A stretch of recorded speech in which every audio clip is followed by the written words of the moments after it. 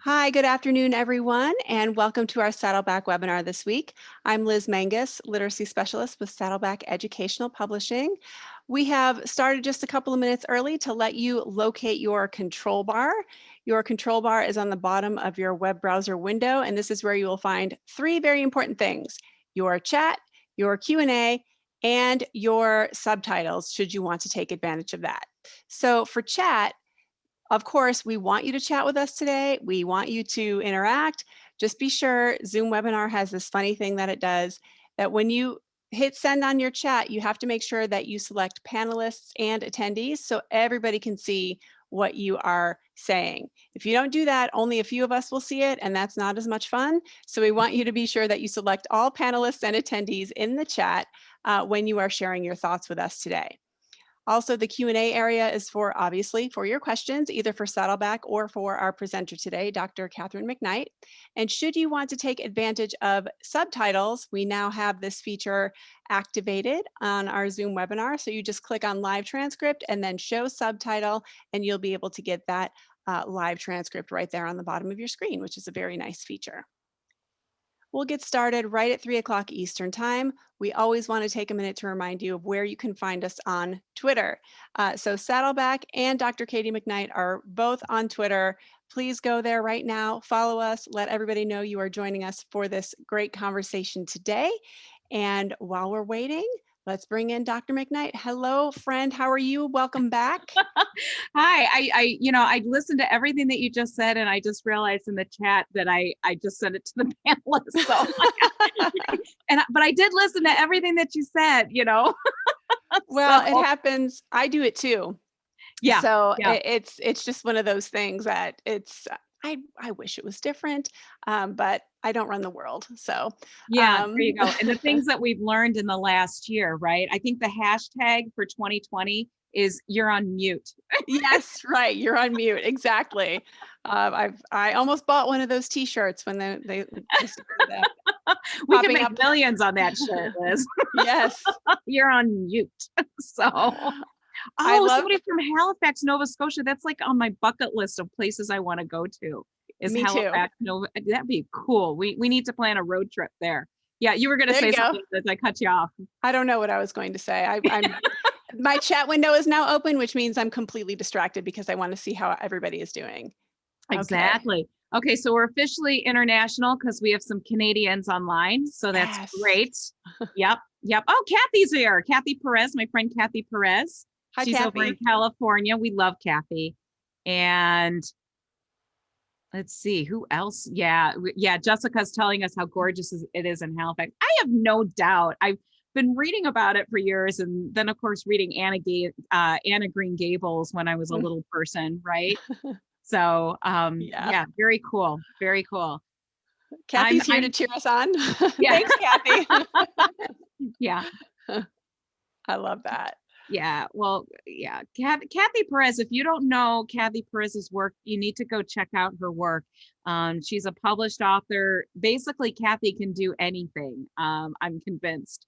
So she's authored, and her work is literacy, English language learner. She has done differentiated instruction, and she's really like one of the best people to hang out with at a conference, actually. Oh, She's lots of okay. fun. Yeah. So, Well, the um, next time we're all at a conference, Kathy, we all gotta get yeah, together we got to then. connect, right? Yeah. Next time That's you right. guys we're at NCTE or ILA or something like that. Very cool. Very cool. I'm dialing in from Florida. So those of you who are up north, don't hate me.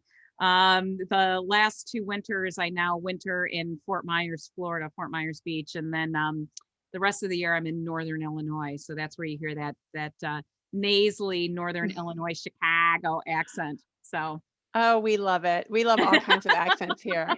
Hi, Christine from Waco. Good to see you back. Party on. yeah, yeah. Kathy, I already like you. I Yeah, can tell so you're fun.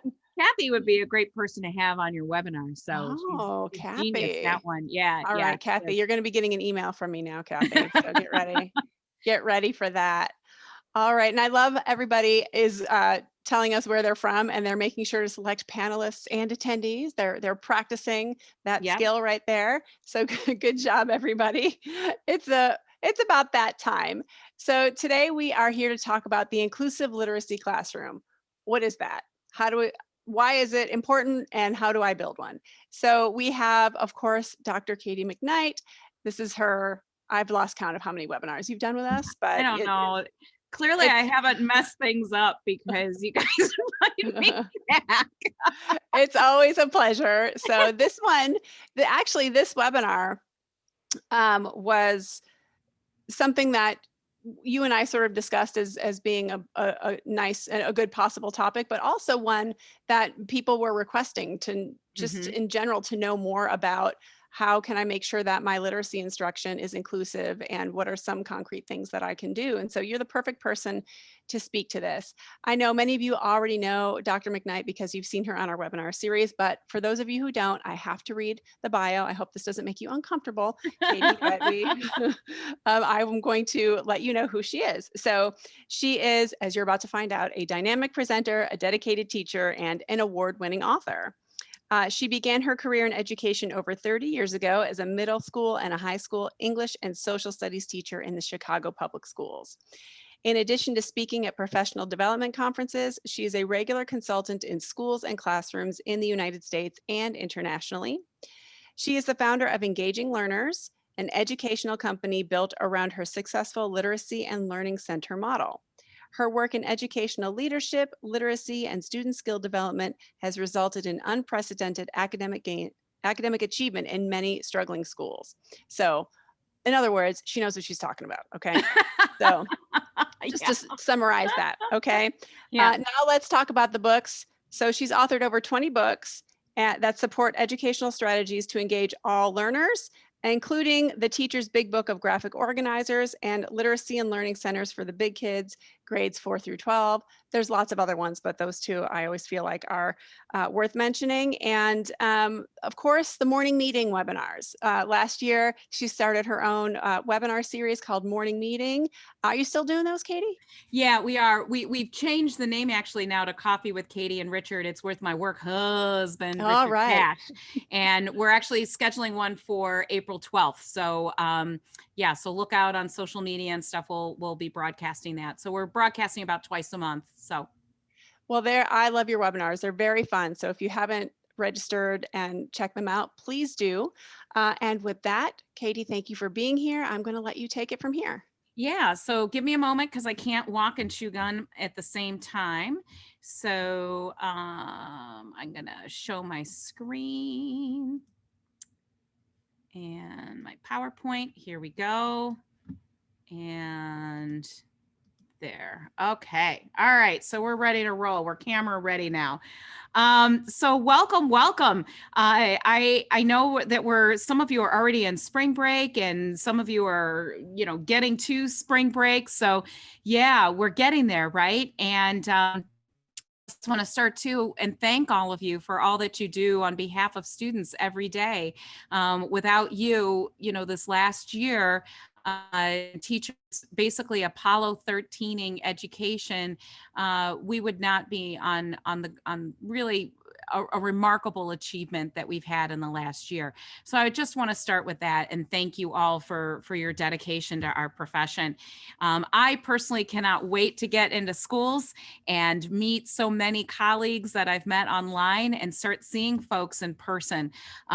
So let's get started. It's a big topic in a small amount of time.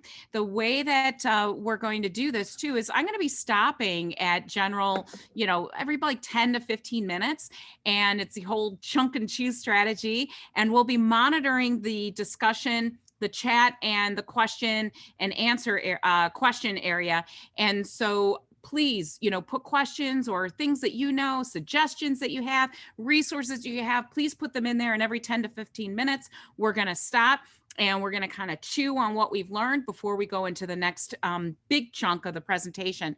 So I'd like to start with looking at those terms of diversity, inclusion, and equity. A lot of times I witness that they're thrown around synonymously, but they aren't. So I really want to address that first and make sure that we have a common understanding of how those terms are being used in this webinar. And then I want to talk about just four, because what we do as educators is highly complex work. So I want to focus on just four big strategies, high impact, that we can use as a point of focus, point of concentration for the inclusive literacy classroom. And then I want to give you some resources, okay, as well, because, you know, as educators, we love those resources. So let's talk about diversity first. Diversity is defined as that perspective, the point of view, the representation of all members of our community through ongoing tough conversations to support inclusion. So it's when we come together and we have those different points of views and perspectives that we're basically problem solving and sharing our different contexts with each other. Now, so for the purposes of this, you know, I have a PhD in reading. I've authored lots and lots of books. My passion is about reading and literacy. But within that, I'm also the mom of a son with special needs. He's 19 and he has autism. And where he is on the spectrum, my son will always need support his entire life. So I also talk about it as well as a mother who's had to navigate public education and making sure that my son is getting the education that he should have, that he's entitled to have. And so that's where we talk about with diversity. It can be ethnicity, it can be experiential, it can be gender, sexual orientation, but we're coming together as a community. And I have been on panels and on boards as an educator or from my perspective as a mom, and talk about inclusion and what it means for children with special needs. And then inclusion is that catalyst, is the way that I like to categorize it. It's that spark, that catalyst, that movement that creates environment in which feedback is embraced and diversity is paramount. So paramount, diversity is the ultimate umbrella that we look at things, and inclusion is the physical, is almost the noun, and what is created. And then equity is promoting that fairness and synergy with diversity and inclusion. So one of the ways that I characterize it is that diversity plus inclusion equals equity. If we embrace all different kinds of perspectives and points of view, then we have the ability, we're better equipped to create these inclusive classrooms, inclusive schools, inclusive environments, when I may not have a depth of understanding of certain points of view because I don't have that experiential knowledge, but I can develop empathy and understanding by listening and being in an environment where those things are exchanged, those perspectives. And then inclusion is really what we create. And then when we manage those two things together, that's when we truly have equity. And I would argue too, is that we constantly have checks and balances with it. We constantly have to check things. Years ago, when I was at the university level and I was a professor, I taught a course in multicultural literature back in the day, what they called it. And I always said, you know, point blank, I said, look, I grew up in Chicago. I grew up in one of the most ethnically diverse neighborhoods in the United States. And I grew up, you know, with really having a deep empathy or exposure, mostly from my mother and father, about, you know, diversity. Yet I would be the first person in the room to admit that I do not have all the answers and there's a lot I don't know. And that's really about being open to those questions, and seeking answers and understanding and developing that empathy. I like to think that I'm pretty knowledgeable and have developed a lot of that skill and knowledge over my years as an educator, but I will be the first one online today to say, I know I don't have it all. I know I'm going to miss things, and being open to that. So I'd like to ask you right now, and if you could in the chat area, what activities, teaching strategies, approaches, materials would you say are inclusive? I want you to think about your school, your own classroom. What are the kinds of things that you use now that you think promote inclusion? So just go ahead and put that in the chat area for me. And here's I'm going to give you 2 examples. One is flexible grouping. Flexible grouping does promote inclusion and equity. That, tracking, you get locked into one place, but flexible grouping, which is also one of the tenets, one of the founding building blocks of differentiated instruction, flexible grouping. And then here's another example, is descriptive feedback too. How would that be considered to be an inclusive practice? So if you'd go ahead and just put that in the chat area, that would be great.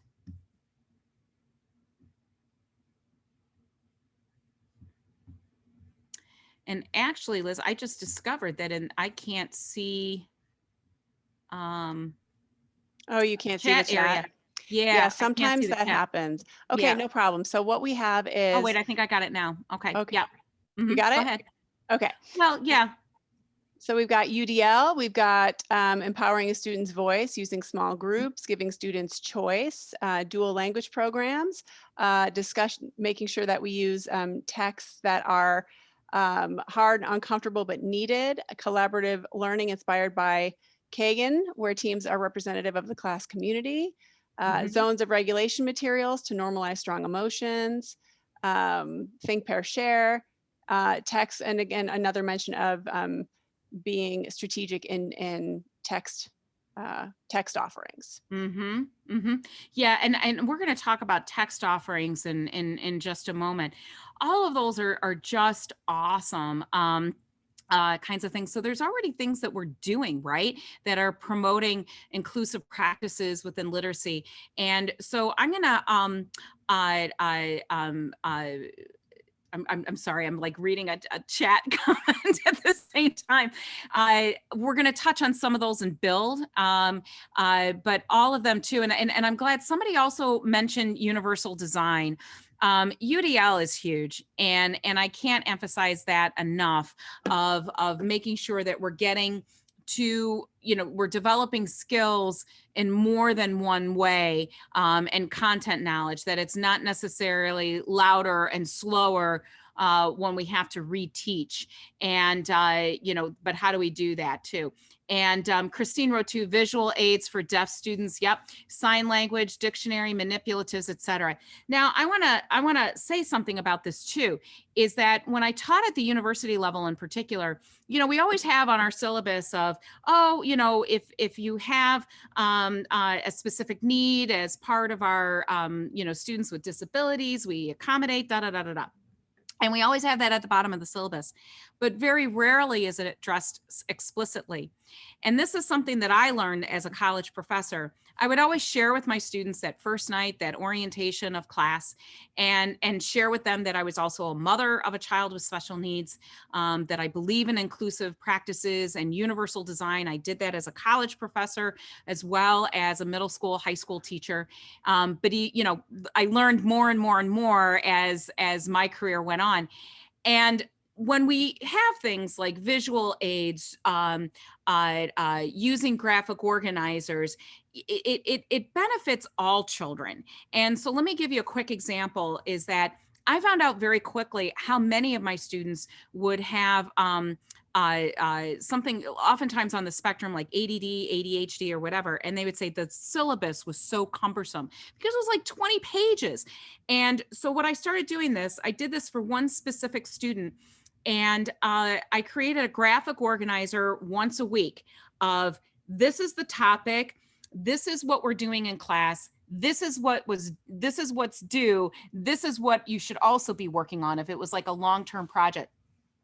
And my students, outside of the one student who really approached me and said the syllabus was so cumbersome, said that was a game changer for him because he didn't get so overwhelmed. And I also had a student with dyslexia, and she said the same thing. The fact that I broke it down, and once a week I sent that out to the students. We would have class, and within the next 24 hours, I would send them that graphic organizer, and it was a one-pager pulled right from the syllabus. And many of them just said, I had it on my refrigerator or whatever. So that was in my course evaluations, was something that my students gave me tremendous feedback. That became common practice for me. I started doing that all the time, whether I had doctoral candidates or I had undergraduates, of always doing that. So strategies to support an inclusive literacy classroom. Let's get at this, okay? And remember, I was going to focus on 4 today. And the first is we know how important this is, right? And it's become even a more critical thing too, given the past year, is get to know your students and let them get to know you. Relationships, social emotional learning. I know we've all heard this, how important that is. You know, the example I just gave you, that one student, having a relationship with him, understanding his needs were, and making that accommodation, not only benefited him, it benefited all of my students. It also benefited me. It turned out to be a great tool for me to prepare for my courses and prepare for class. It kept me focused.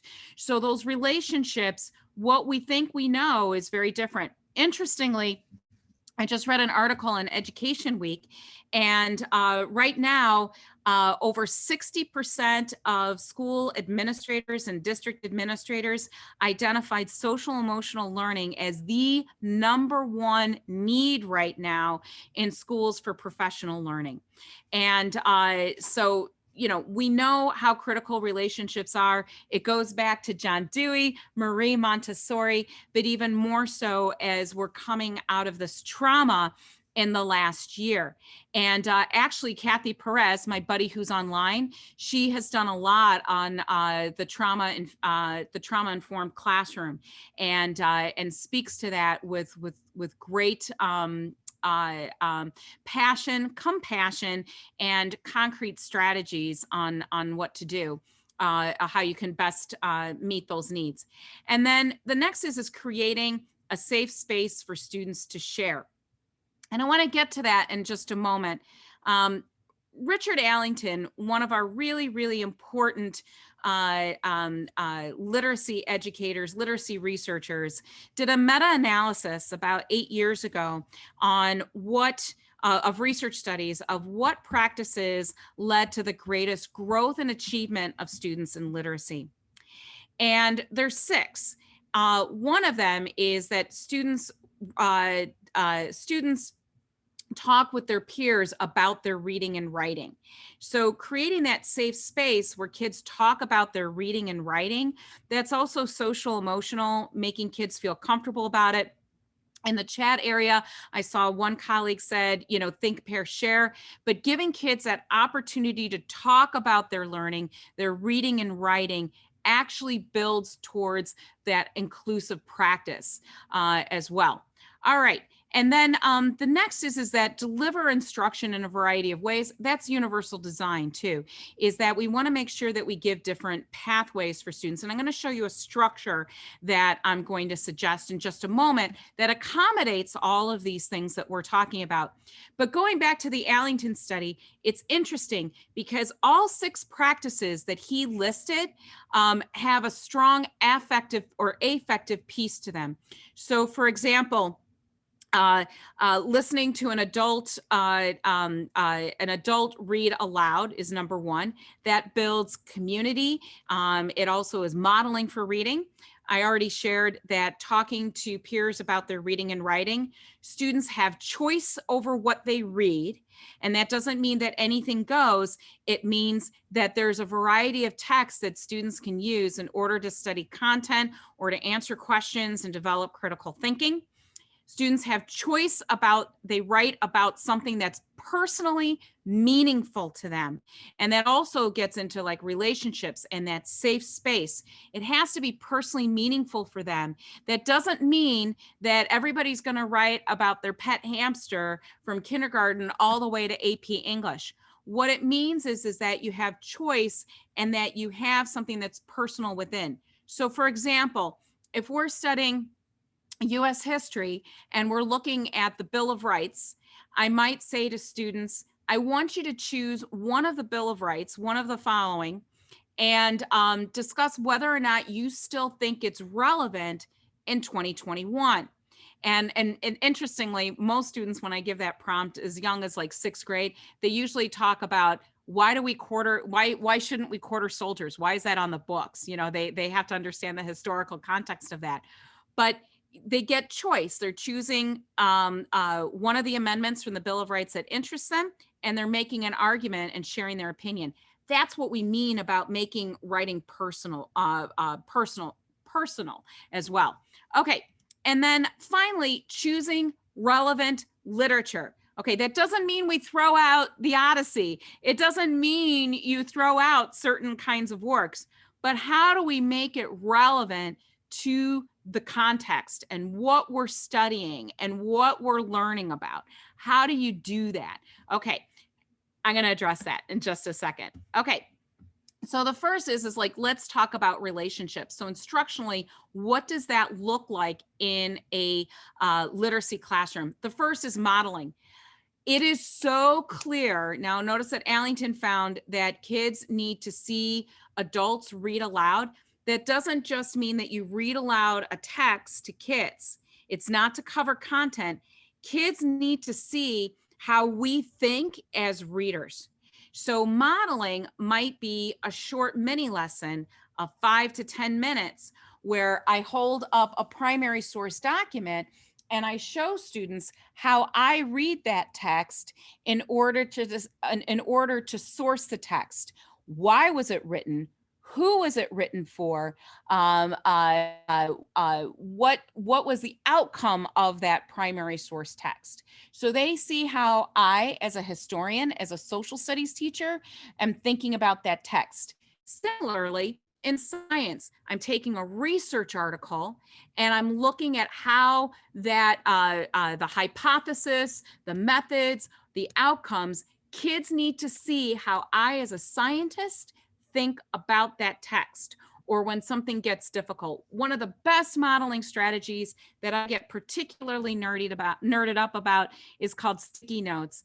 And when kids are able to articulate what they're seeing, what they're hearing when they're reading, that's when you know that they're developing deep comprehension. If you ask a student, what did you see? What did you hear when you were reading? And they look at you like, I don't know. They're usually on a very passive level, just decoding the text. So there's gobs and gobs. I have tons of strategies. If you sign up for my newsletter, I have a strategy of the week that you can take a look at. Teacher-led centers. So some of you may be familiar with Daily 5, guided reading, reader-writer workshop. I developed a model that I use primarily for 4th through 12th grade that has a content or discipline specific focus called literacy and learning centers. But then you have a teacher-led center, and you have different centers too, where kids have the opportunity to talk to each other, look at different kinds of texts, do all kinds of different ways to get to opportunities to develop skills and to develop content knowledge that is wide and vast, that it's not the same thing over and over and over again.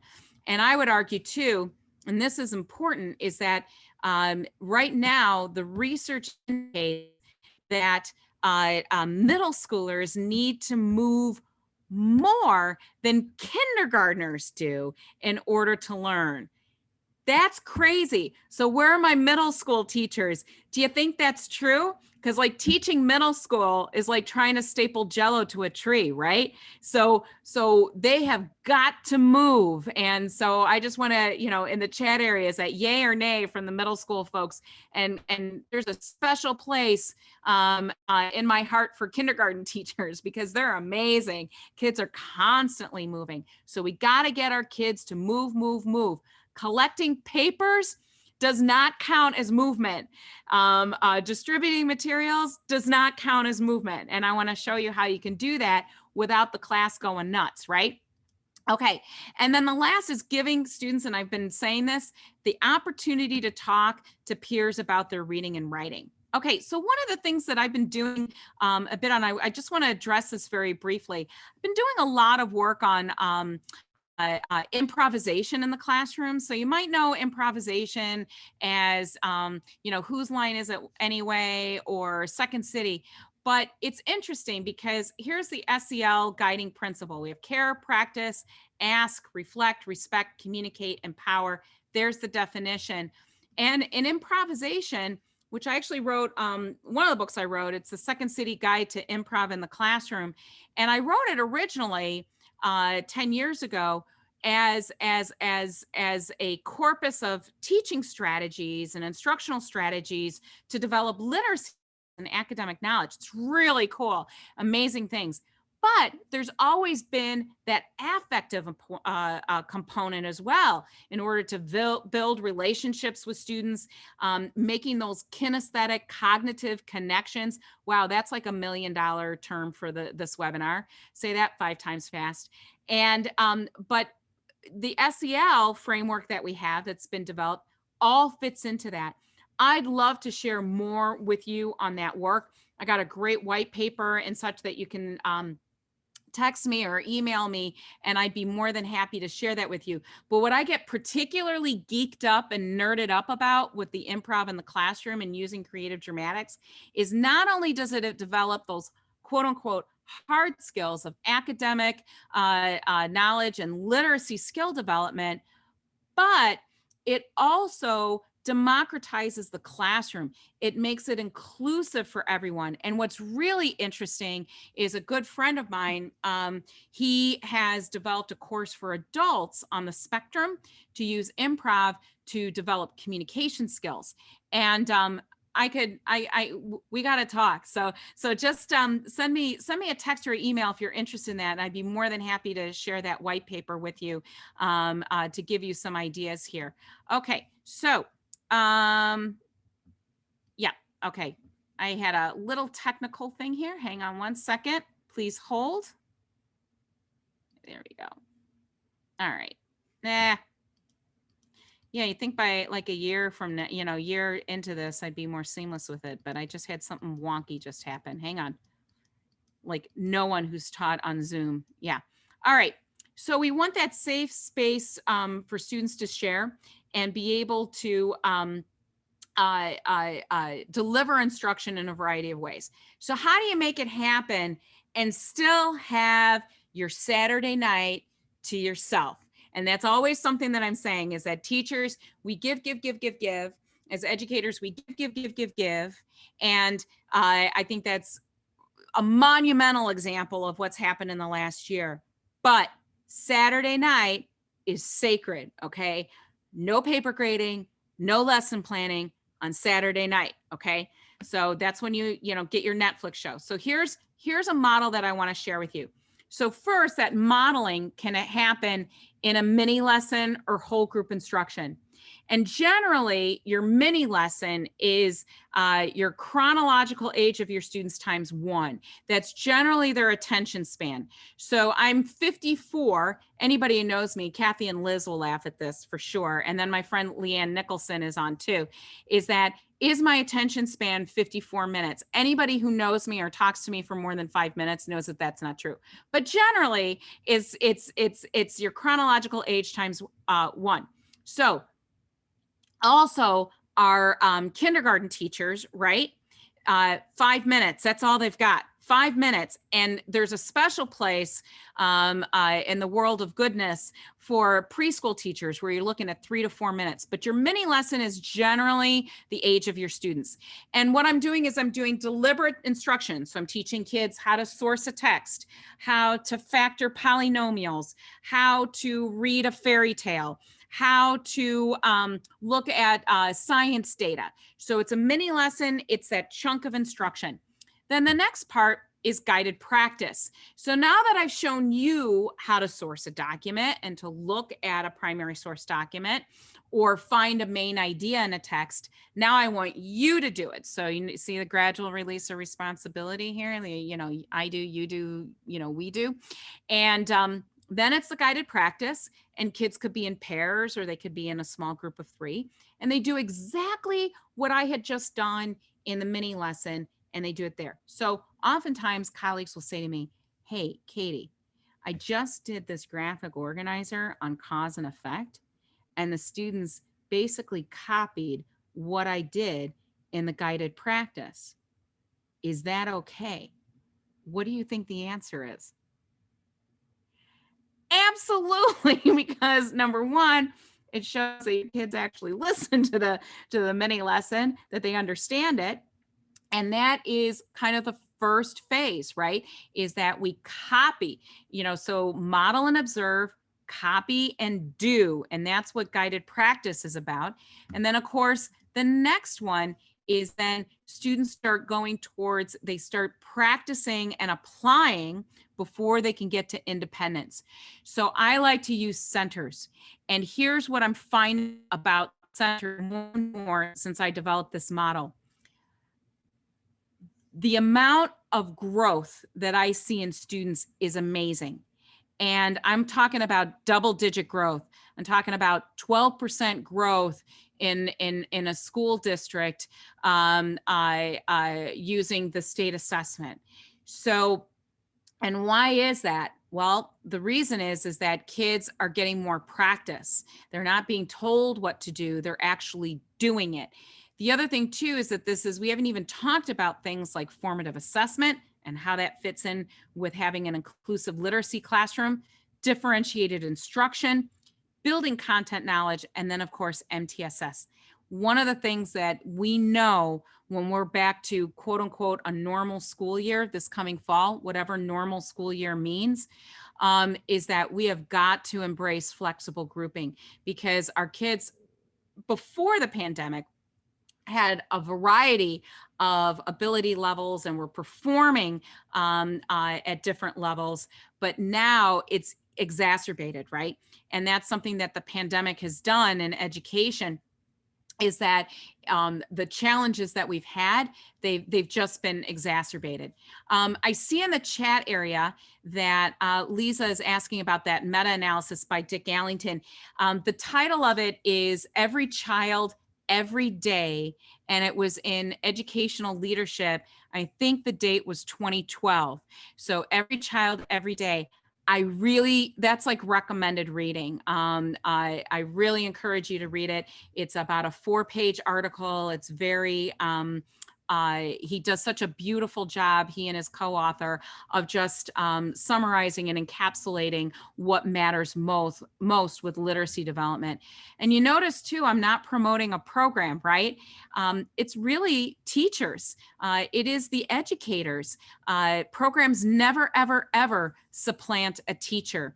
And there's also another meta-analysis as well that was done by, I want to say, MCREL about 12 years ago, that when teachers receive targeted, notice I'm saying targeted and well-developed professional learning, and they receive an average of 40 hours in a school year, it will lead to a minimum, an average growth of 22%. So, and that outpaces any program that you could have. It's always the teachers. The programs are the tools that we use. So it's all about us is really, that's what I want to say about that. So the first thing you have is you have your mini lesson, and this is for literacy and learning centers. So you have your mini lesson, and then you have your guided practice, and then you go into these centers, right? And you're going to see, if you're familiar with guided reading, Daily 5, Reader Writer Workshop, Nancy Atwell, Linda Reeve, literature circles. Basically, I put everything in a blender, and this is what I got. And so we have a teacher-led center. Thank you for putting that link there for the Ellington article. Thank you for doing that. And then, so I have a teacher-led center. I have a reading together center, writer's craft, and then vocabulary. And so the teacher-led center, the kids who come to me, it could be flexible grouping. It could be kids that need acceleration. It could be kids that need more support on a specific skill. So to give you an example, I was in a classroom and kids needed to work on sight words. So the teacher-led center brought the kids who still needed to work on some mastery for that. had them come first with sight words. The kids who had already mastered the sight words, they went to her last because they needed acceleration, and she did more in like vocabulary development with them. So if you look at it, for instance, in a science class, I might have students who have their hypothesis and they have their data, but they didn't do the best job of connecting their data back to their hypothesis. I might bring my students, those students, to me first so I can give them feedback and work with them more intensely on how to write a more effective science report or lab report, and then move them on. Reading together. So again, in the different content areas, it could be a primary source document. It could be a choice novel that we're reading. It could be science looking at zombie fungus, for example.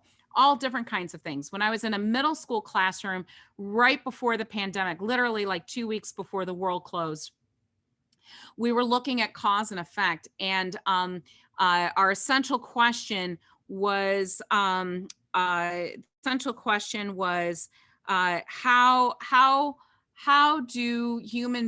can human beings be a catalyst, excuse me, how can they be a catalyst for long-term impacts?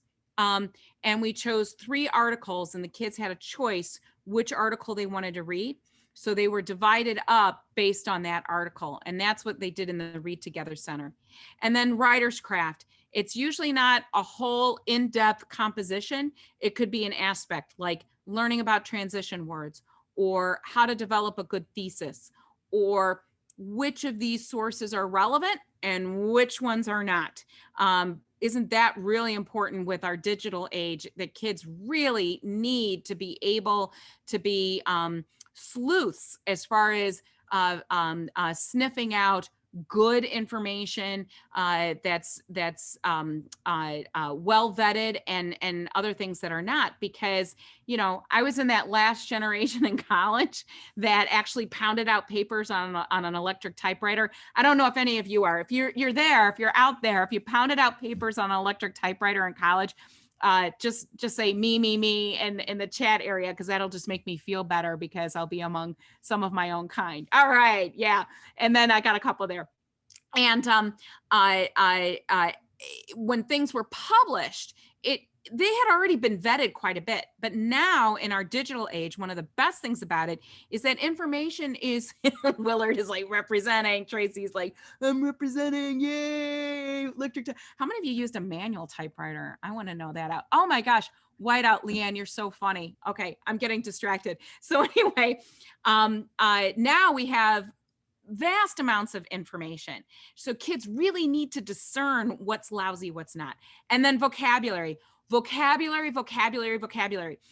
when I'm working with folks in person, one of the things I ask them about text complexity, what do they think is rank order what you think makes a text complex? And oftentimes it's length of the text, and then vocabulary. I can't emphasize it enough, how critical that actually is. Oh my gosh, you guys are cracking me up. Now you're talking about ditto masters. The youngins are going to have to go Google all that. So this is those are the foundational centers that I recommend. So again, you have your mini lesson, guided practice, and then I have the kids in these different centers. And then for ELA, I might have additional centers, like one on grammar, like how we use language. Literary devices might be one. Speaking and listening. That is oftentimes the forgotten language art, the forgotten literacy, but really developing that speaking and listening skill. And then in text-heavy subjects like social studies and English, I always recommend another additional reading. Oh my gosh, Neri is talking about the purple ink smell with Ditto Masters. You are cracking me up. A lot of us have stories on that, I'm sure. And then for social studies, it could be maps and charts, primary source documents, speaking and listening, and viewing. There's a lot of great, rich content that we can use digital media to look at in studying all these subjects, but these are just some additions. And then here's another one too. For science, we can look at observation. So students can look at different kinds of leaves, for example, in third grade. What do you notice about a ginkgo leaf as opposed to an oak leaf or a maple leaf or something like that? So observation, looking at things and drawing deductions, kids start having discussions about things. And it's that discovery learning too. They can pull from their different backgrounds, which is diversity, right? And from their diverse backgrounds and contribute that knowledge into newer understandings. And then we might also get into some lab technique with older students, speaking and listening. And again, viewing is really a wonderful resource in science class. Mathematics too, I'm not gonna leave out the math teachers. Application, so it's not enough that you know the formula for finding area, that you know that, but when would you use it and why would you use it? So application, critical application. If you're given a shape and one's a square and one's a triangle, how are you going to find the area? And kids have to critically solve that they would use the area of a triangle, then use the area of a square and add them. There's a wonderful website called Mathalicious that I highly recommend, that does a beautiful job of this, of taking mathematical concepts, contextualizing them, and also there's rich literacy practice with it as well. And then just practice, giving kids lots of practice time to work on to work on the skills and the content that they're acquiring. Now, here's something else too. So I want to look at text for a moment, okay? Before I do that, what is your big takeaway from looking at centers? What's kind of your aha that you have about instruction and how literacy and learning centers might promote inclusion and equity in your classroom? So I'm going to give you a moment to do that. Christine, thanks for posting the Mathalicious thing, the site. So how do you see those literacy and learning centers kind of fitting in with inclusion? So I'll give you a moment.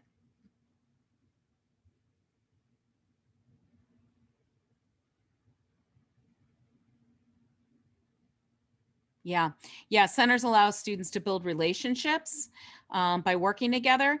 And let me add something too. I bet many of you too co-teach with a special educator. When you have centers too, oftentimes what happens is that it's like the general ed teacher and the special ed teacher, that they're separate, but they're not synergetic. When you're working in a model like this, is that the special education teacher can teach the mini lesson or direct the guided practice, or you can have two teacher-led centers, one with a general ed teacher, one with special education, but the students, you have students from students with disabilities and neurotypical students as well. And I'm looking to see what else folks have listed too. Yeah, there'll be something there for every learning style. So there's multiple access points, right, Luz? And then using things like overhead projectors or LCD screens so kids can demonstrate what they know. Purposeful, engaging, not just pushing paper at each center. Yes, yes, yes, Kelly. And that's something that when I go in and work on literacy and learning centers, let's talk about physical structure first. That's phase one. Let's get the kids out of the stinking rows and making sure that we chunk instruction. Leanne Nicholson, who's online today too, she and her colleague, our colleague Melissa Dixon, have this wonderful book. Leanne, write the title. It's the cha-chas of learning. Blanking on the thing. I'm going to ask Leanne to type it in the area, but she's got this wonderful book, but that chunking of instruction, right? And then it really, and yes, Kathy, it empowers kids to make choices. And that's something else that I always emphasize too. Give choice to kids when you can, because remember, what's most important is Saturday night and making sure that you have Saturday night to yourself. So when you can, give kids choice. So if they're going to the Reading Together Center, don't give them just one article, maybe give them 2 or 3 on that topic and let them choose. If they're working on vocabulary, maybe let them choose from a list of words, which ones they want to study in depth. So when you can, do that. building of relationships, chunking information. It empowers kids. Here's what happens. Thanks, Leanne. Teaching with the Instructional Cha-Chas. I can't believe that I blanked on the title of her book. It's wonderful. 4 steps that make learning stick, and it's available with Solution Tree. Highly recommend it. Go check out Leanne's book. But back to this, as Leanne's like, we quote Katie. I paid her to say that. And so here's the deal is that, you know, when you do these kinds of things, this is what happens in classrooms. Once we get going on it, so we've gotten them past the physical, getting the kids out of the stinking rows, chunking instruction, modeling, giving kids ample practice time. Then we start going into cognitive load. We want to make sure that kids aren't just doing worksheets at these centers. We want to make sure that the cognitive load is really commensurate with the different tasks. Here's what kids tell me, okay? This is great. Kids will say, you know, Dr. McKnight, it's harder, but it's actually easier. I'm like, what do you mean? Well, it's harder, but because I'm working with my friends or with other kids in class, it makes it easier. I can understand it. I will never forget this one young lady, student. She was in 6th grade, and she has dyslexia. And so for her, like reading text and stuff could be very challenging. That girl is a leader, an absolute leader. And by working in the centers, her teacher said to me, I learned that Levita is a natural born leader. And she says she gets these kids, these boys in particular, these 6th grade boys, they're like right on it. She keeps them focused and everything else. So I was talking to Levita and I said, how are centers different than if you did, you know, kind of traditional instruction? She's like, oh, I love it because I often feel that I can't answer or respond. But when we're discussing and talking to each other in a small group, I understand the material better. And let me just tell you, I'm like, I was ready to cry. It just warmed my heart. And imagine the self-esteem and that this girl had. And when she was in 8th grade, she was elected by her peers to be the graduation speaker. She was the first student that they had who who was not neurotypical, who had a disability, who was selected as the speaker. And they're like, she's the best speaker out of all of us. Again, I'm like, whoa, you know, but if she didn't have that opportunity and her peers didn't see her that way, you know, would she have had something so wonderful to happen for her? Okay, so I want to talk about text too. And I actually like way back, gosh, I think it summer that we did a webinar just on differentiating text. And I think a lot of folks get squirrely about it because folks think that, oh, you know, if I do that, I have to teach 3 books. No, you're teaching the question. So if I have, how can the stories, my essential question of how can the stories of your ancestors shape our identity? And if you look in your handout, you'll see a page there.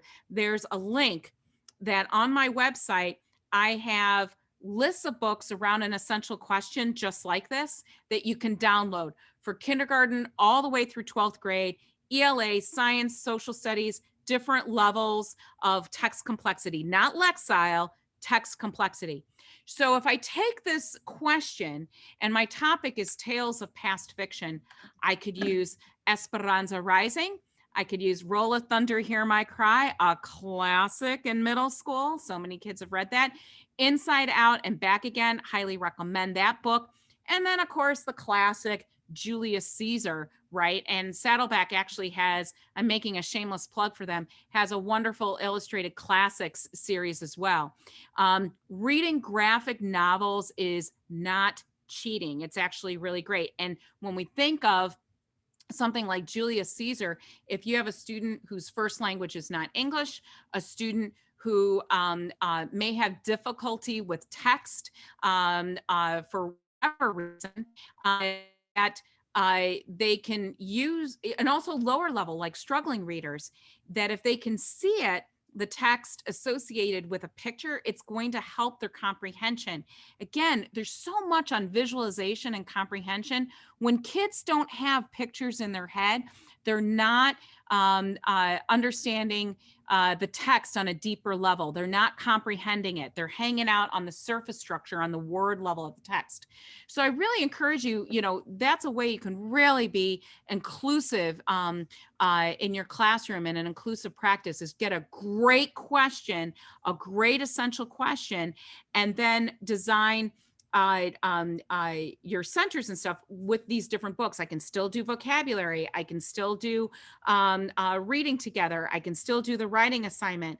And sometimes folks will say, oh, I have to do a vocabulary list for every single one of these students. No, you don't. There's plenty of vocabulary strategies that it's about teaching the strategy and having kids identify the words they don't know and having them develop their own vocabulary lists. I think a lot of times, I know that I need to admit to this myself, of rescuing kids, and we really need to teach them the structures, the protocols, ways to approach text, and let them do it. Let them absolutely do it. Yeah. Okay. And then, again, that choosing that relevant literature. Again, I've got differentiated book lists in both of my literacy and learning center books, but also I have additional lists that are on my website for free. And this is how you can get a hold of me. These are all of my social media handles. Please sign up for my newsletter, because I don't use I use my newsletter for good, not evil. It's for our community. And so I always have the resource of the week. When I'm doing a free webinar, I let folks know about it. I'm actually launching my 21st book. My 21st book is getting launched, and it's Hands-on Grammar, second edition, and it's about using manipulatives to develop language and grammar skills. And I'm really excited about that. So sign up for my newsletter, follow me on social media. And if you'd like, I'd love for you to be part of that book launch as well. So if you're interested in being part of that book launch, I am going to, of everything that I put up there, I didn't put my email address. So let me put my email address in the chat area. If you'd like to be part of that book launch for Hands-on Grammar, there is my email. Email me personally and I'll be in touch, and I'll let you know what we're going to be doing for the book launch. But it's an opportunity to get a free copy. It's like one of the best 4-letter words ever is free. So on that note, we covered a lot of ground in a short amount of time, and talking about inclusive literacy classrooms is wide and vast. But again, that book launch, email me. It's really my gift. It's my way of giving back to the profession that I so dearly love. And I'd love your feedback too, as far as that book is concerned, because I write for colleagues like you. So I see Liz is back on camera. I'm like, oh, no. Don't rush. Don't rush. I hopped back on because, I don't mean to like sneak up on you like some sort of, I don't know. I'm not policing you by any means. Yeah, no. I had to hop back on because Tatiana posted in the chat, please post the link again. My Zoom went down. Oh, no. But Tatiana, I don't know which link you need. So did you? Yeah, let us know. Yeah, let us know. Oh, to the presentation, the handouts, I guess, right? The handouts. Yes, we'll go ahead and we'll get that for you. So, okay, now that that's settled.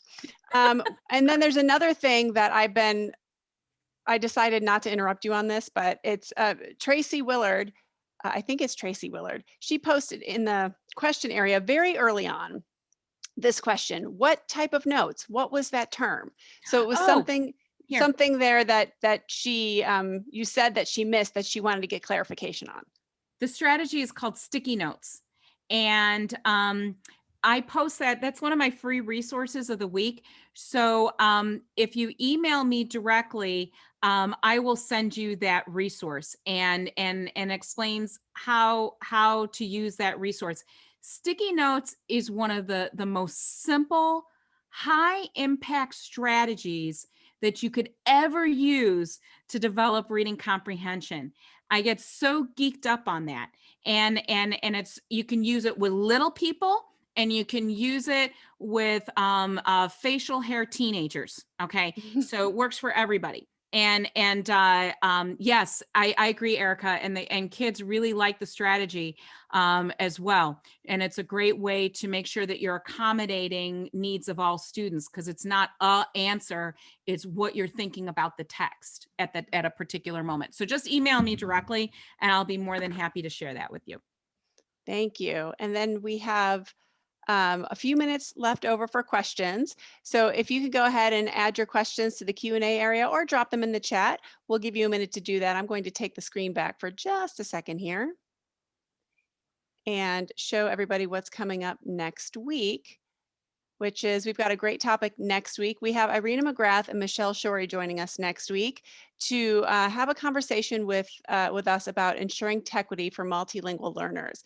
And this is an interesting topic to me because we're all getting ready to presumably head back into brick and mortar, but that doesn't mean that tequity issues are going away. So what can we do for our multilingual learners to make sure that they have the same access and tools and resources and knowledge around technology as everybody else. So please join us for this conversation. You can register on our website or as usual, we'll be sending out an email and you can register through that email as well. All right. Oh, I always forget this slide is in here. So this is every week. It doesn't matter how many weeks I do this. So this is our new Saddleback ebook platform, Saddleback Digital. If you need your high-low books digitally, we now have that. If you need more information around that, on our YouTube channel, there is this on-demand webinar that I did. It's short. It's maybe 20 minutes or so, or you can just call me and email me as well. I'm happy to tell you all about it. But that on-demand webinar around Saddleback Digital is on our YouTube channel. So check that out if you need more information on that. Okay, now let's go to the chat here and see what questions or comments have popped up since I've been talking. Lots of thank yous, Katie. People, of course, always love your sessions. So yeah, I know, I agree about, I'm right there with you, Katie, about being back in person with people again. That's going to be Yeah.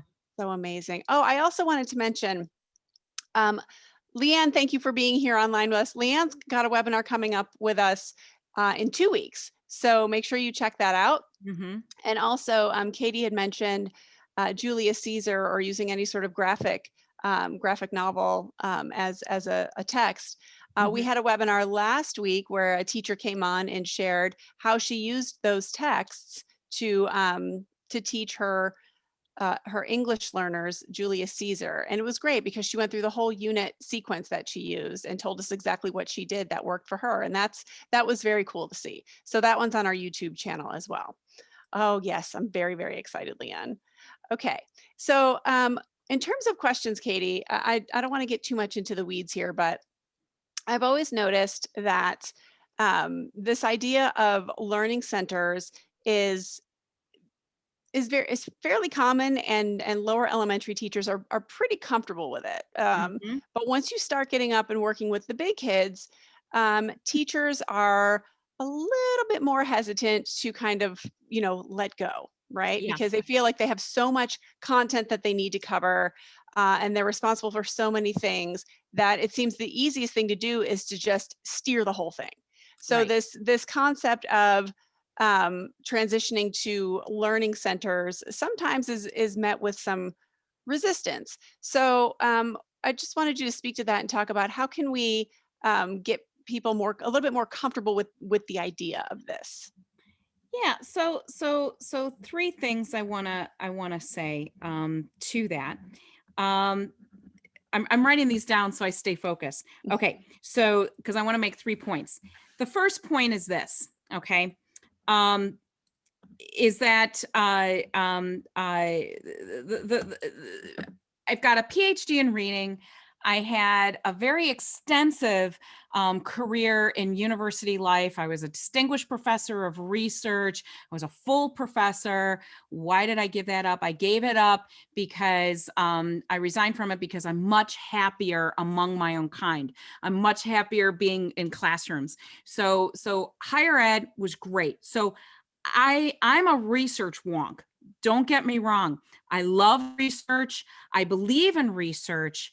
Any practice that we have must be grounded in research and what we know works. Now, with that said, the Literacy and Learner Center model that I developed for 4 through 12, when you look at things like daily 5 and guided reading, those are really instructional strategies that are designed for kids to develop reading skills, to develop reading and literacy skills.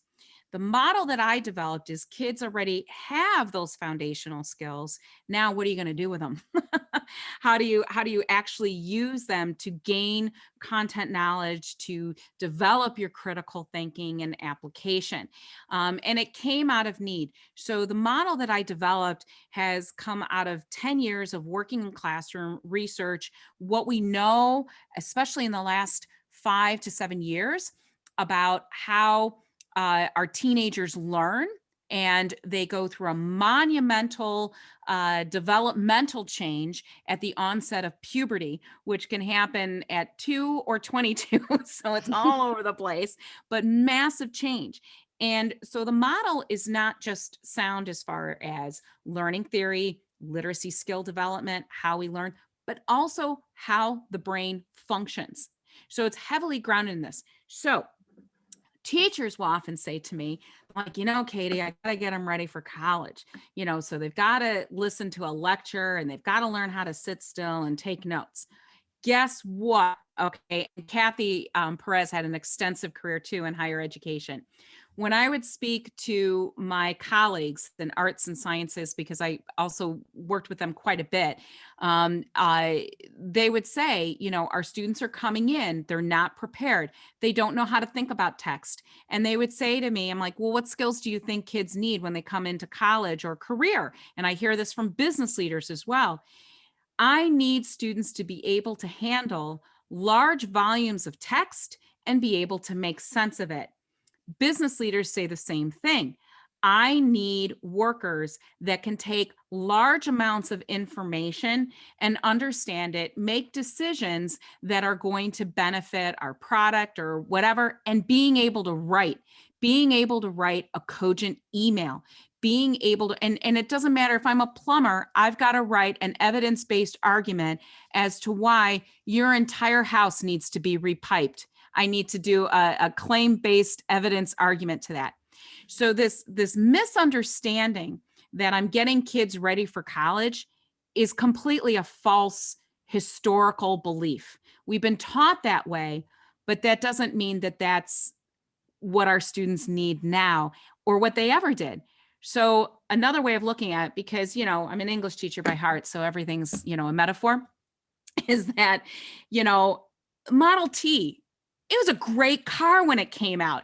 It was awesome. Middle class people had access to like this great transportation. But you know what? I drive a Mini Cooper. I love my Mini Cooper and I'm going to drive that. So guess what? We've learned so much about science and how kids learn and what is most effective. And here's what always gets folks. You can actually cover more content by teaching this way. And I've got the data to prove it. You can actually cover more in less time. And why is that? Is because, and I'm glad everybody asked that question, is because the kids are doing it rather than me telling them about it. They don't need me to do it because, quite frankly, everything I need to know is right here. You can see it. There it is, my phone. What I need to know is in my phone. I need to know how to use it. That's what I need to know. And so that's really, and that's a great argument, Liz, is that it's a different way of thinking.